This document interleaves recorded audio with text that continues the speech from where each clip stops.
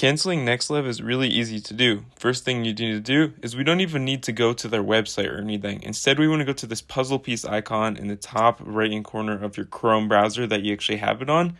And you just want to click on NexLev YouTube Research and Analytics tool right here. And once you've actually done that, you'll see this pop-up browser, and it'll actually show you all your details as well as your current plan and what subscription pile you're actually on. And if you want to upgrade or cancel your plan, all you need to do is you click on this upgrade plan option, even if you want to cancel it. And basically when you click on this, as you can see currently, I'm just on the free trial, but when you click on this, you can see what subscription plan you're signed up for, and you can simply click on that plan and simply cancel it. But if you're on the free trial, there's no credit card attached, meaning you don't actually have to cancel it. It will just end without billing you. But to actually cancel it, if you're paying for it, you simply want to click on the option you're signed up for, and then you will click on settings, the gear icon, and you can actually cancel it from there. And another way to cancel it is you can actually contact at nexlev.io, shoot them an email just saying, please cancel my subscription in the next 24 hours. And if you are not seeing this option, because they can actually cancel it from their side, their customer support is really active and they will get back to you really quick. So that's the second way I highly recommend.